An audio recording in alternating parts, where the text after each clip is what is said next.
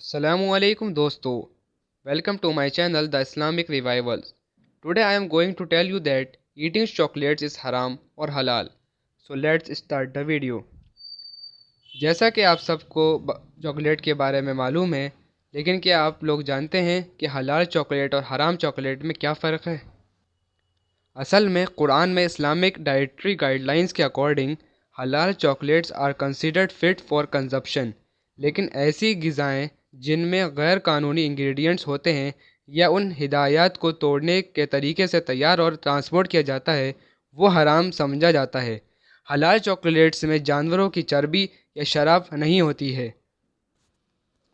मुसलमानों को सिर्फ हलाल खाना ही खाना चाहिए and I personally advise to practising Muslims to avoid food or drink if they are doubtful about them. और ये पता लगाना बहुत मुश्किल हो सकता है कि चॉकलेट या और चीज़ों में क्या है, क्योंकि इंग्रेडिएंट्स के बहुत से फैंसी नेम्स भी होते हैं। उसे खाने को आइडेंटिफाई करना आसान नहीं है, जिसमें गिलेटिन, पोर्क यानी सुअर की चर्बी, अल्कोहल यानी शराब जैसे इंग्रेडिएंट्स डायरेक्टली लिस्टेड हों। But complex terms which are derived from haram products can easily confuse a person।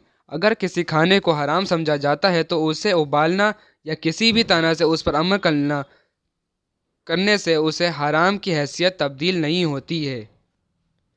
Additives that are derived from haram ingredients are also forbidden। अगर इंग्रेडिएंट्स या उनके सोर्सेस क्लियर नहीं हैं तो वो डाउटफुल कैटेगरी में आता है, जिसे मजबूर कहा जाता है। अगर चॉकलेट में कोई मजबूर इंग्रेडिएंट है जो इस्लामिक गाइडलाइंस के अकॉर्डिंग इससे बचना बेहतर है, so concerned Muslims can call or write to the manufacturer of the company clarify whether an ingredient is permitted or forbidden. Chocolate जिसमें जानवरों की चर्बी या शराब जैसे इंग्रेडिएंट होते हैं वो हराम है। अगर अल्कोहल का इस्तेमाल मशीनरी को साफ़ करने के लिए किया जाता है जिससे चॉकलेट को बार बनाया जाता है तो वो चॉकलेट मुस्लिम्स को कंजप्शन के लिए अनफिट है। And if the glue which is used in the packaging is derived from animal fats that are also make the chocolate हराम।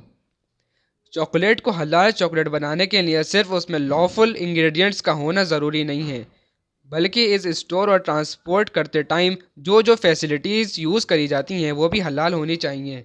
हलाल इंग्रेडिएंट्स हराम फूड के साथ डायरेक्ट कांटेक्ट में नहीं आ सकता है, लेकिन अगर दोनों को एक ही फैसिलिटी में प्रोसेस किया जाता है तो हलाल चॉकलेट सिर्फ एक मखसूस स्टोर में मिलने वाली एक खासियत के तौर पर शुरू हुई। It has become widely popular and can not be found in popular supermarkets, जिसमें हलाल खाने की एक हद होती है। इस किस्म की हलाल चॉकलेट ख़ास तौर पर हलाल कंपनीज़ के ज़रिए तैयार की जाती है और उस तरह की मार्केटिंग की जाती है।